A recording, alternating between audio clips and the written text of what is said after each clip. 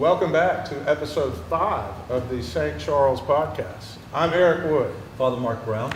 And we are here to talk about two different things today. The first is the recent conclave and the new Pope. And then the second is about our patron saint here, St. Charles, and the development of his recognition as a saint over the years. Right. So topically, let's get started with the new Pope. Tell me your thoughts, Father. Well, it wasn't who I wanted. And when he first was elected, there were some people I knew who were in the Vatican who were there when he was elected. And I got some emails, and they were like, it's never a good thing when somebody says, well, God's still in charge. And then you go, oh my gosh, what has happened? And they started digging into his past. He's from Chicago. Chicago. Okay, he's up there with Cupid, theological suspect. So within the Catholic Church, he's coming from a certain region. Certain mentality, certain look that would get rid of Orthodox priests. Kind of a post-Vatican II, right. We want to celebrate what we perceive as progress. Right. That thought process. Right. He spent most of his formative years in Peru. Now, my undergraduate degree was in Latin America. And even back when I graduated, back in the 80s, we knew the church in Latin America had a lot of problems. It was just filled with Marxists. This would be like the liberation theology. And St. John Paul II actually condemned liberation theology early on in his pontificate and demanded that the Latin Church purge itself of it. Everybody says, oh, we obey the Pope all the time. Yeah, no, they don't. I mean, when Humanae Vitae came out, the bishops in the West opposed Paul VI and said, we're not going to enforce it, we're not going to do it. And when John Paul said the same thing about liberation theology, the bishops and all in Latin America said the same thing. The church in Latin America has a lot of problems. So he was there and he considered a moderate. Well, my position on moderates, that's somebody sticks their finger in the air, which way is the wind blowing. So you start seeing this Twitter. He's open borders, pro illegal immigration, all of this. Then on the other hand, he seems to be friendly with the Latin Mass.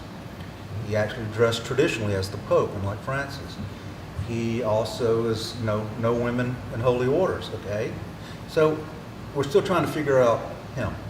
You listen to some Catholic apologists on the internet, like Matt Walsh or Frad or others, you'll see he's the greatest thing since before the Second Coming, or Taylor Marshall. You see other ones, such as complicit clergy, or some of the survivor groups. And what I mean by survivors, these are survivors of the priest sex abuse cases. Yes, they're not happy with him. Come to find out, he hid priests who were abusing people. He moved them around. That's not good. It's problematic. It's problematic. I mean, is it normal? And unfortunately, yeah, it's kind of normal in the church. Catholic, Anglican, we move bad priests around all the time, and sometimes a parish get a bad priest and have no idea they're getting a bad priest. Church of England's having some issues right now. Church of England's having a lot of issues. The Archbishop of Canterbury just resigned because of it. They still haven't elected a new Archbishop. Parliament hasn't decided which liberal they want yet. They need a process like conclave. They do, to get the world watching. Yeah, they do, but the Church of England is run by the Parliament, and the Parliament's filled with atheists, secularists, non-Christians, and so you're not going to get a good Christian Archbishop of Canterbury ever again until they separate the Church from the Parliament, and that's been going on for 500 years. So, and the Pope has made some good comments, and I'm like, okay, I'm hopefully optimistic. I hope to come up here and say, hey, mea culpa, I was wrong. But Francis made a lot of good comments early on, and then you started watching how his pontificate just unraveled in chaos. Sometimes reality can be more about perception. Yeah. It matters like this. It matters like this. We come off the previous pontificate. It looks different in relation to what we just experienced. So right. When everything in the previous pope was in the context of, well, this is what it was like under Benedict, now this appears different, it gives it a certain veneer. And what the current Pope has behind him, in the sense of some friendly winds, is if you follow a more progressive Pope and you're slightly more conservative, you appear in a lot of ways to be this beacon. Oh, right. At least he's not like the last one. Right. You know, you get that. And I get that from some of my Catholic friends. At least some of my Catholic friends who are priests. At least he's not like the last one. Right. But it remains to be seen what he's going to say and do. One of the first things he has to say come out is he goes after President Trump and Vice President Vance over immigration. Mm-hmm. And then, you know, as the borders are, Tom Holman. Somebody asked him what he thought about the Pope's kind of, and as the reporter phrased it, attack on Trump and Vance. I doubt it was an attack. It was probably just a difference of opinion, but you know how the media is. And he kind of looked, and this is where the Pope should worry about. Holman says, I was born, baptized, First Communion, confirmed Catholic. The Pope needs to worry about getting the church in shape and quit worrying about our borders. He's got a wall around his to protect his people. Why can't we protect ours? The Pope needs to worry about the church. He does. The Roman Catholic Church, the Anglican Church, the church in the West is in shambles.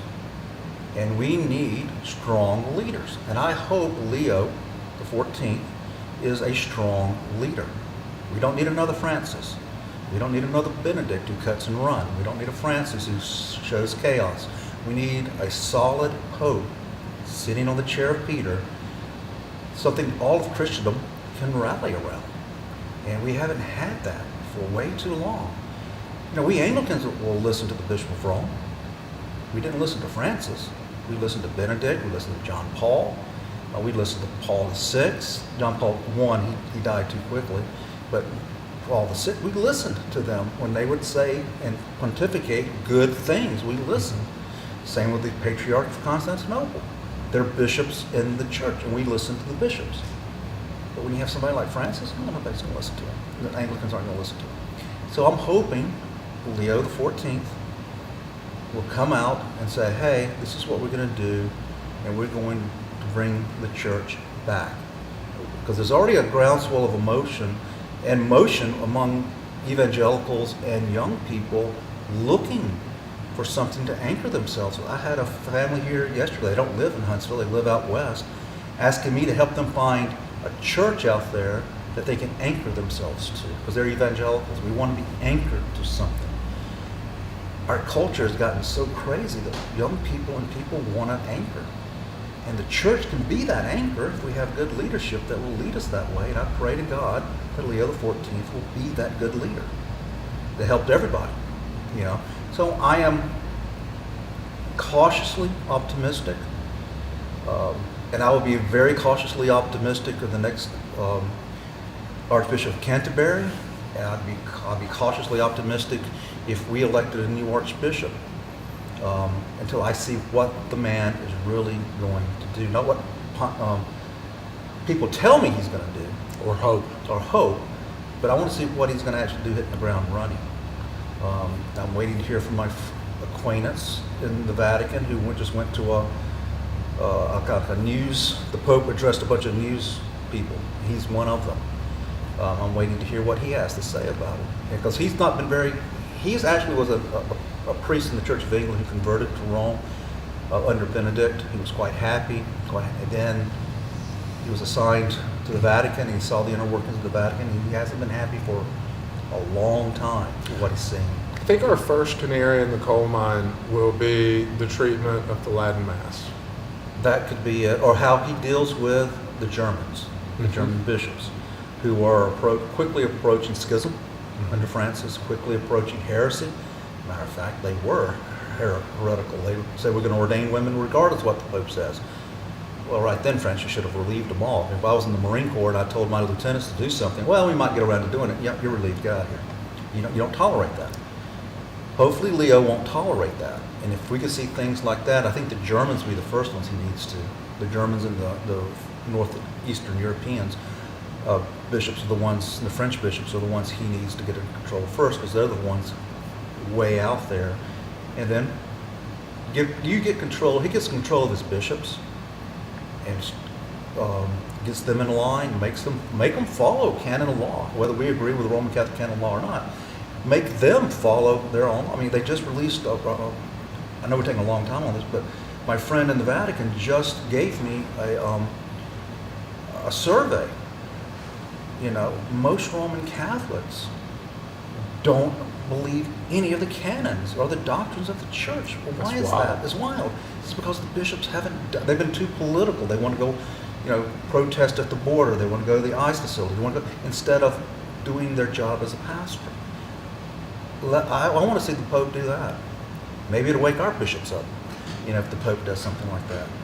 And that's what I'm looking for. I think the first one is going to be, how is he going to handle the problems and the schisms within the church with the Germans, and also how he treats the traditional Latin Mass folks. That would give you a good indication of how his pontificate's going to go. If he just goes business as usual. I wonder what the implications of the new Pope will be for the Ordinariate. Is there any indication in Anglican circles how the Ordinariate could be impacted? No. The Ordinariate's gotten the majority of the Anglicans who wanted to be the Anglo-Papist, they've already gone. They went to the Ordinariate first wave back when they announced it. Most of actually the Ordinariate was set up for the continuing church. We're the ones who asked for it. And Benedict said, okay, yeah, and he came up with it. Archbishop Hempworth of Australia was instrumental in getting that set up. Father Christopher Phillips, who was at Our Lady of the Atonement down in Texas, was instrumental in getting it set up here in America. And that was mainly Anglo-Catholics in the continuum that was looking for that. What happened, sadly, is Benedict put Cardinal Wuerl in charge of it here in the States, and he just blew it out of the water. And most Anglo-Catholics don't even look at it now. I mean, he created so much confusion. Everybody's got to get rebaptized. The Pope didn't say that. Everybody's got to get reconfirmed. The Pope didn't say that. You got to, in all this. And then we're not going to take individual priests, we're not going to take if you have a parish. That's not what the Pope said. So we started getting all this conflicting from Wuerl and Hurd, Scott Hurd, who was his assistant. Neither one of them in ministry anymore. They actually Hurd retired, left to get married, and Wuerl, he left under a cloud of bad things. He's a disgraced cardinal. But they did a lot to harm. And then they put a former Episcopal bishop in charge of it, Stenson, who was never successful at anything. He ran 2 dioceses into the ground. And when they did that, it was like I used to say in the Marine Corps, you heard the packs hit the ground. All the Anglo-Catholics went, no, we're not going to do that. And they thought if you just let us say, wear a fiddleback, say the prayer of humble access, that's Anglican patrimony. No, it's a little bit more than that. And Benedict said, hey, you can have married clergy. Like the Eastern churches that are in communion with Rome have married clergy. He said you can do that with the Ordinary. Now, you can't. So I have some friends who went there, and in Anglicanism, it can kind of be a family business. I could be it was like St. Patrick of Ireland. He was a bishop. His dad was a deacon. His grandfather was a priest. So we've always had in the Anglican patrimony that could happen. You could have successive generations of men in the priesthood. That didn't happen in the Roman side. So that's what they told us we could do. Now it's out that you can't do that. So they're slowly peeling away the layers of the patrimony. Most of the Ordinariate growth, from what I have seen and heard, has been from dissatisfied Roman Catholics, some who were former Anglicans, some who were cradle Roman Catholics, dissatisfied with the Novus Ordo, the ordinary form. And they go to, because the Ordinariate form is much like ours, it's beautiful. So you're getting a lot of those cradle Catholics coming in because they Wuerl saw such a desire for that from the Roman Catholics that he put a kibosh on it. If you are already in the Roman Catholic Church, you can't join it. Once again, Benedict didn't say that. It was almost like a Latin Mass light option. Yes. Some of my Ordinary friends may not like that, but it is. I mean, you can actually say it's kind of like the Latin Mass in English. Mm-hmm. Okay? Like what our friend Father Robinson, he does a traditional English Mass, and it's actually the Tridentine Mass in English. Right. So, you can do that, and it's beautiful. This ordinary Mass is beautiful, but you're not going to get many Anglicans going there. And they're just not going to do it. I mean, the ones that wanted to go have gone, and you're going to get a trickle. Most of their growth is going to be organic, their families having children, and dissatisfied, ordinary form Roman Catholics coming So in. you think we've passed the point where a new pope could have an influence on the growth trajectory of the ordinariate? Oh no, he can have it. But I don't think he's going to get many more Anglicans. Got it. I mean, Leo can do a lot to make the ordinariate grow. He can throw his support behind it. Francis kept the ordinariate alive in the UK by giving Peter's Pence to them. The UK bishops would not support the ordinariate in the United Kingdom. What kept it alive was the Pope. Mm-hmm. So Pope Leo can keep it alive. He can actually help it grow by giving his support to it. And if they need financial support, Rome can do a lot to get the ordinariate going. And I hope he does, because this was another rite within the Roman Catholic Church, and it's a beautiful rite, and good for the Roman Catholics. I remember back when Benedict revised the Nicene Creed and made it more in line with what the original, what we say the original way. And I remember when I was at the Catholic Church, and I was getting ready to read it the way, and they had changed it. And some Roman Catholics who hadn't been there since, this was around Easter, hadn't been there since Christmas, didn't know the Pope had changed the Nicene Creed. And they were confused. And I was like, well, he's just making this is about the time the ordinariate was being formed. He's just making us Anglicans feel welcome. Mm-hmm. Kind of tongue-in-cheek, joking with my Catholic friends. But the Pope can do a lot to help the ordinariate. He's the Pope. And he can also, on the other side, if he doesn't, he can also do a lot to hurt it. I don't think he will. I think he wants to grow the church. He wants to revitalize Christianity. I hope he stays in his lane, and he does that. He's got a lot of work for Christianity, not just in the Roman Catholic Church. He can influence us Anglicans. He can influence the evangelicals, the Western Rite Orthodox. He can influence a lot of different Christian groups for the better. It's one of the few offices that when that office speaks, the world listens. The world listens. You're listening to the chair of Peter. What did the Nicene Council of Nicaea do? When it set up the patriarchs, they gave Patriarch of Rome, the Pope, position of honor. So he would speak, or one of the other four patriarchs would speak, mainly, but if the Pope did, you listened. Okay? And he was one of the last, in the West, he's the only patriarch in the West. The other four are in the East. Because that's back then in the 4th century, that's how Christianity was. It's all set up at a time frame when the Byzantine Empire and the Justinians they're all maxed out. massive. They're all over the place. Eastern based. Right. And Christianity was just getting a foothold in the West. It was still mainly centered in the Middle East and in the East, going up and through Asia and all that, and it was slowly trickling through to England and the West. But yeah, when he speaks, Anglicans have always read the encyclicals of the Pope. We've always listened to the chair of Peter unless he goes off script. And not just by what we mean off script. They write, when Leo XIII issued Apostolic Kyrie, we looked at it, and archbishops of York and Canterbury responded using their logic, showing how Roman Catholic orders are not valid, and they quickly kind of changed some wording around to make it look good.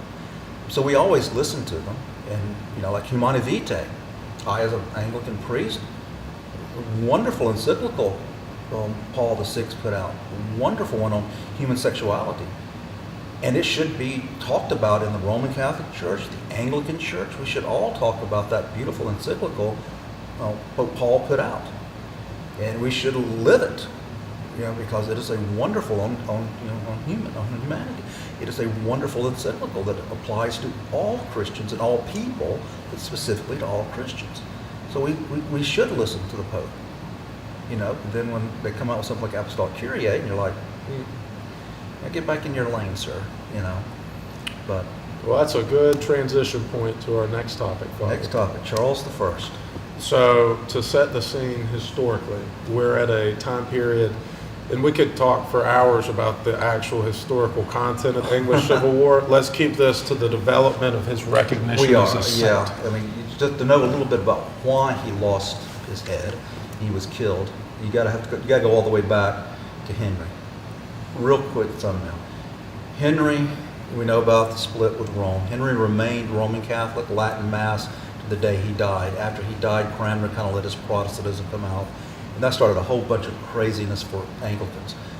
I mean, they come up with a new prayer book, seems like every couple of years. And then you went from a very Protestant Edward, who was a child, and so it was a regents running it, were very Lutheran-leaning, Calvinistic. And then Edward dies, his sister Mary takes over, who's Roman Catholic. So you got a lot of political turmoil. You got the Puritans fighting with the Catholics fighting with the Puritans, both of them going after the English church. Elizabeth comes in. You have popes declaring her heretical queen and calling on Catholics to rise up against her, and they do. Armadas are sent against her. So a lot of political things happening, going on that's affecting the church. And you're starting to see knee-jerk reactions or legitimate reactions to what's going on from the Puritans and from some Roman Catholics, not all. And so by the time Guy Fawkes comes around in 1605 trying to kill James I, her cousin who became king, there's a horrible reaction against Roman Catholics. They actually suppressed their rights as citizens until, I think, the prime minister was the Duke of Wellington in the 1820s when they finally got their full citizenship back. In Catholic emancipation. The Catholic emancipation. They finally got it back. It's like even our colonial times, you look at maps, like in New York, you see no Catholic churches before the Revolution. After the Revolution, the map comes out like, where'd all these Catholic churches come from? They were always there, just they could never be signified. You can never lay them out. They were always suppressed because of what happened. Charles comes along. He's very high church, and he's going up against Cromwell and the Puritans. They go back and forth, back and forth. They have a series of wars, the Bishops' Wars, the Irish Rebellion, all these things, all the way up to the first English Civil War in which he died. There was two more after, with the Royalists were trying to overthrow Cromwell. Cromwell became a dictator, the tyrant. He dissolved Parliament. He outlawed birthdays, Christmas, all sorts of weird things. And the people get ready to rebel against him when he died. And then his son Richard took over, and he was ousted by Charles II, the oldest son of Charles I. He had tried a counter-revolution after his father was executed, and he was defeated, and he fled and went to the Spanish Netherlands, which was very obviously Catholic. He got his advisors to, hey, move to the Dutch lands. The Netherlands. The Netherlands. Move up there to that where the Dutch Reformed are.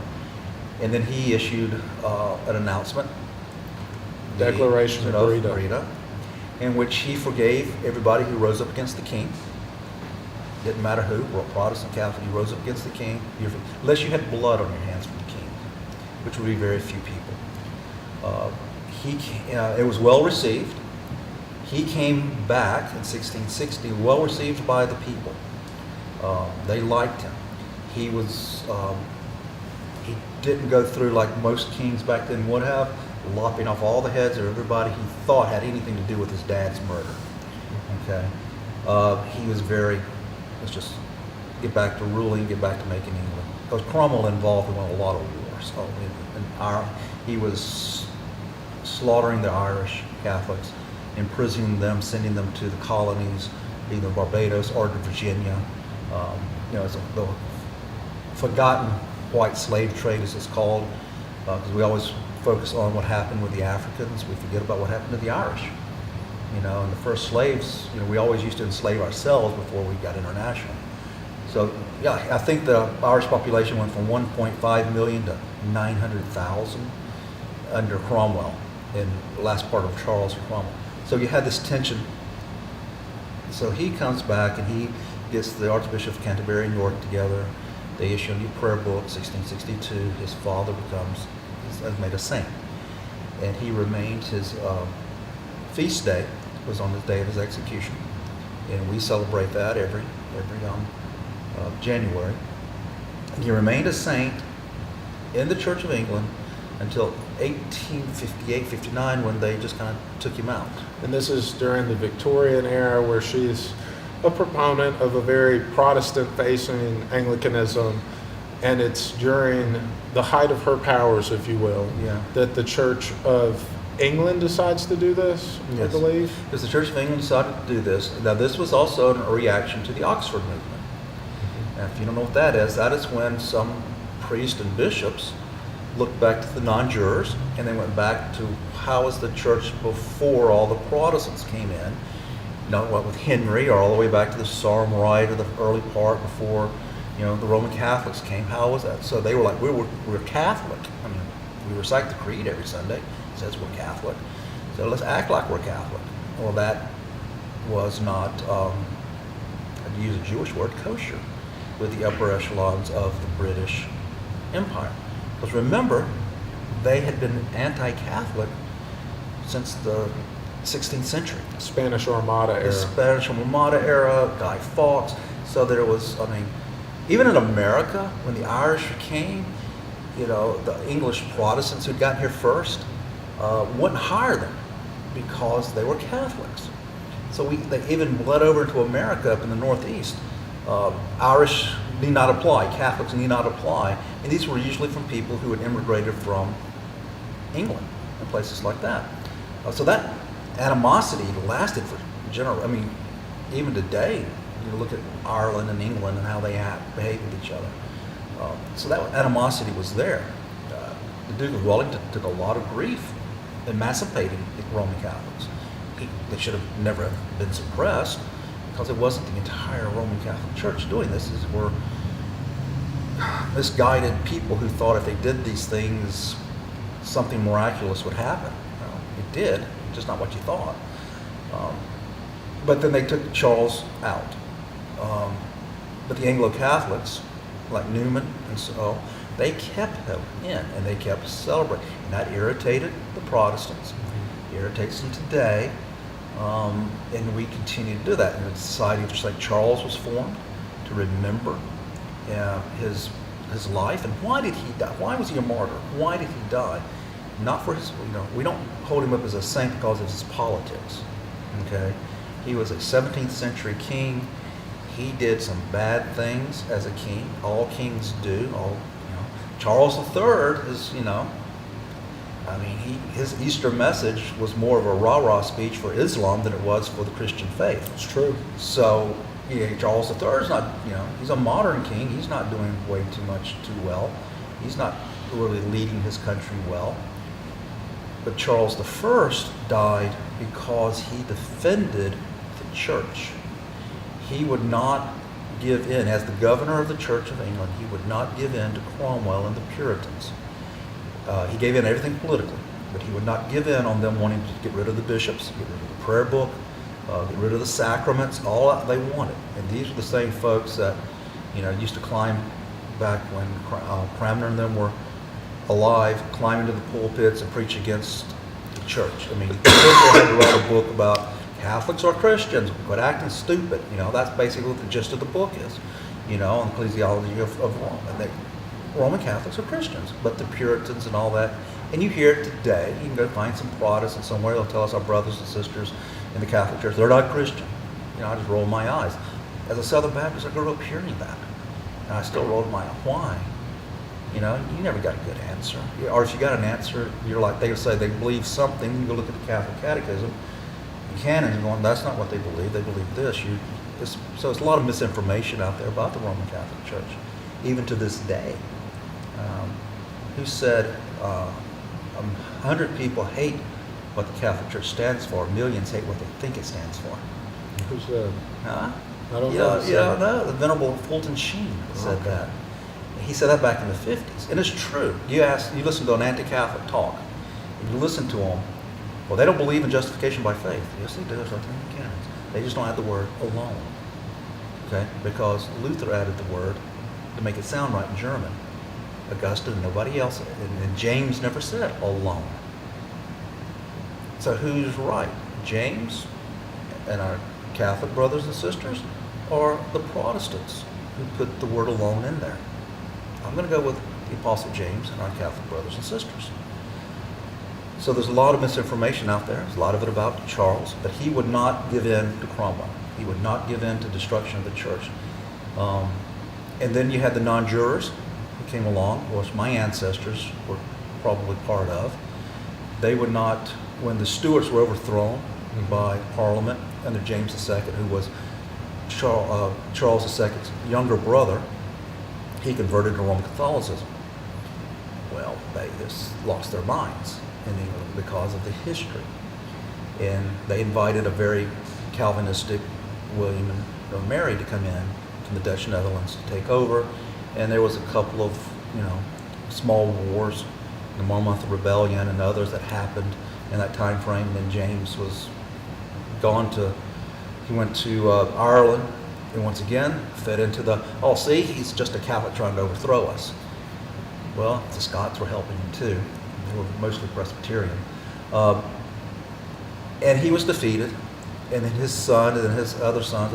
My ancestors left Scotland after the 1715 rebellion, and they backed the Stuarts, the prince from over the seas, as I think they would call it. And they moved to Ireland before they were caught by the Duke of Churchill and everything else and executed. They went to Ireland, and they stayed in Ireland through the potato famine, and then they came into present-day Alabama.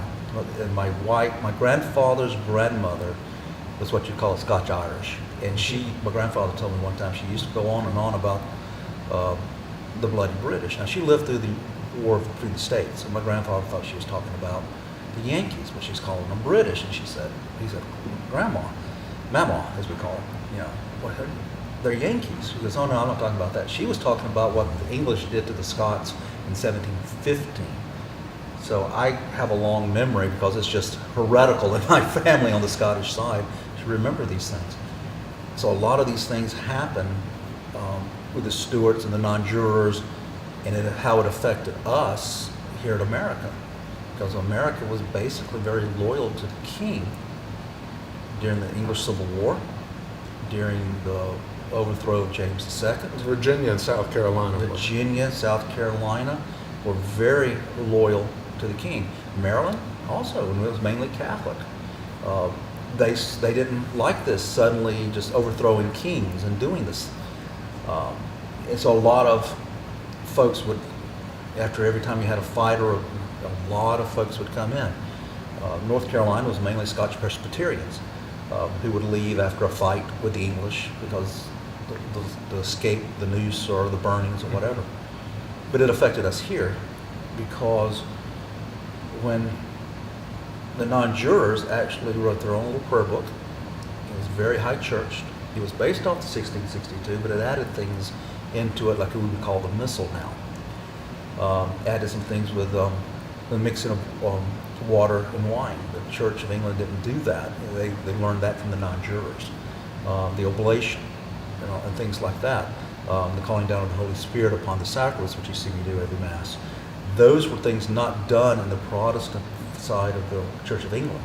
That was the non-jurors, more high church, more Catholic side. That would logically side with Charles II, James II, and the Stuarts. When we had our prayer book, we got our first bishops.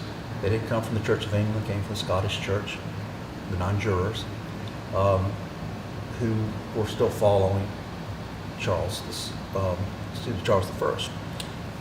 One thing I come across since joining here, Father, that was fascinating is this book that was published in 1649. Mm-hmm. And it came out right after the execution of Charles I. And I'm going to get the Greek wrong, but it's like Elkon Belisk or something like that. And the gist of it is it's either written by Charles I or somebody that's a close acquaintance of his in the months leading up to his execution. And it kind of lays out his theory of the case, where it's here's my version of what has led us to where we're at now.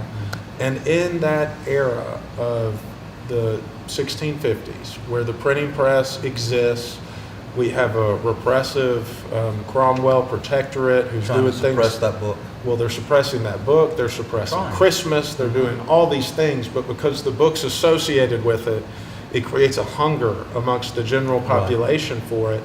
And this momentum starts building based around this book, Yeah.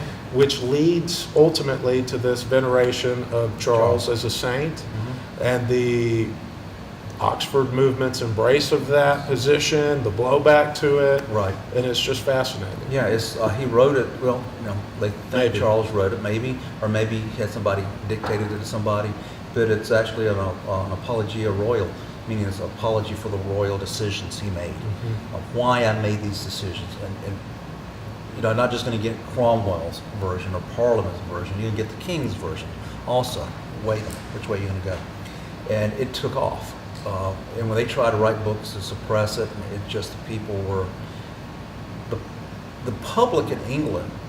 They may not have liked what Charles said or did, but when they executed him at the execution site, all the witnesses says when the axe came down and chopped his head off, you could hear a gasp.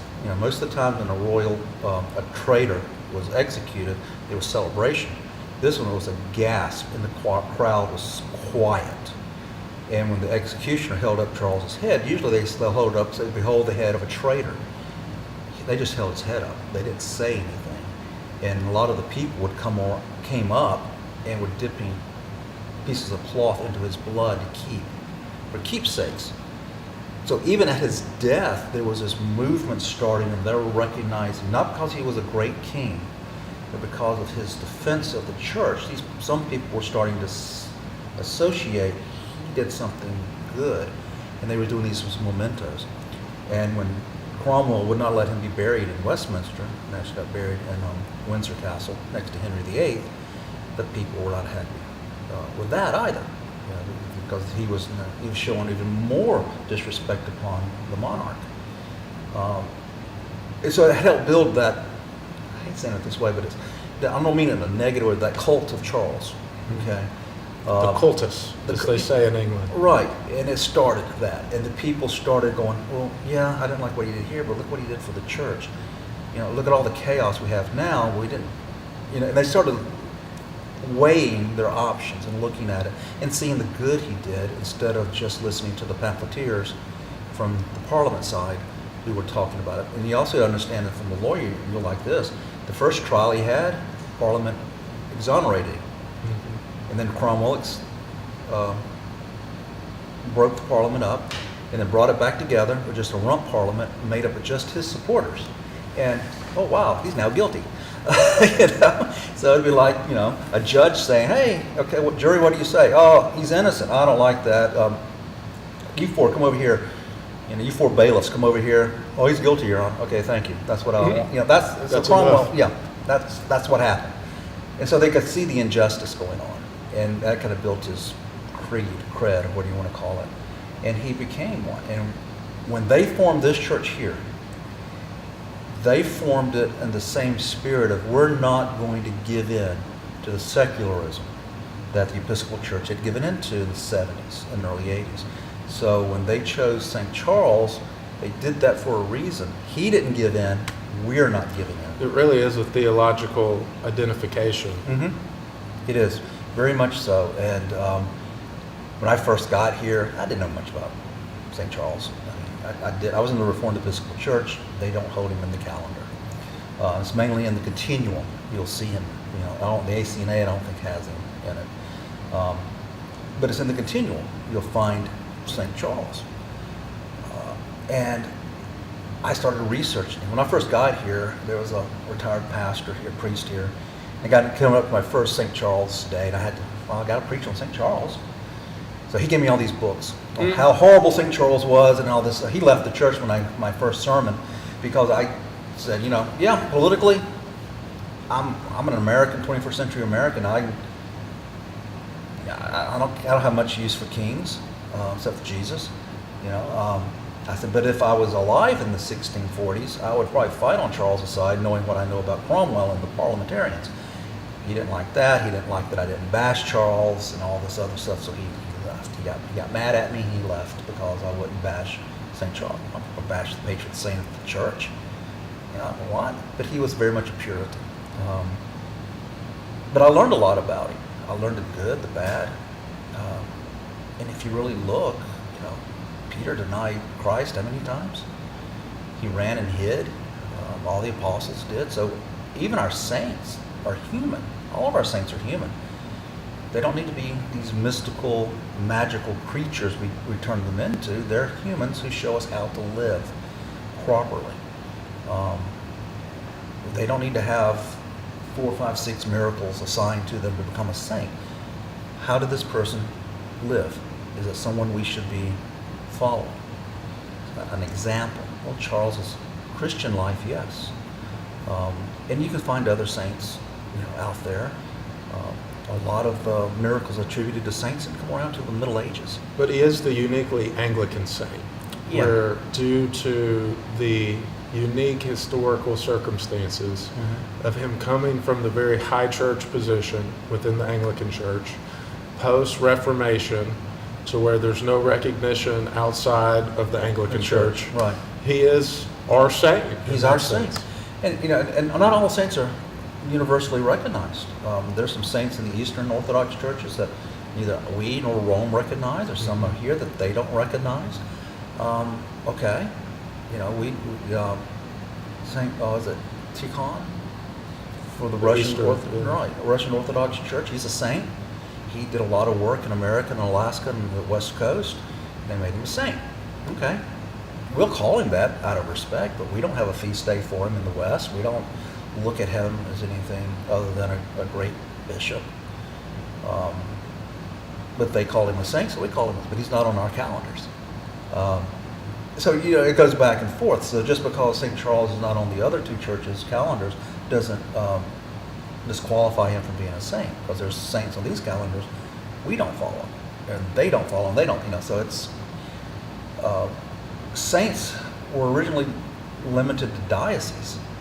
And then to the church became unified, you started seeing, and some saints were left aside, some were, and a whole hierarchy of the saints started. It's a long history of a regional veneration of saints. Regional veneration of saints, and it wasn't until we really got more unified as a church that you started seeing people suddenly understanding, well, who is this St. Cuthbert?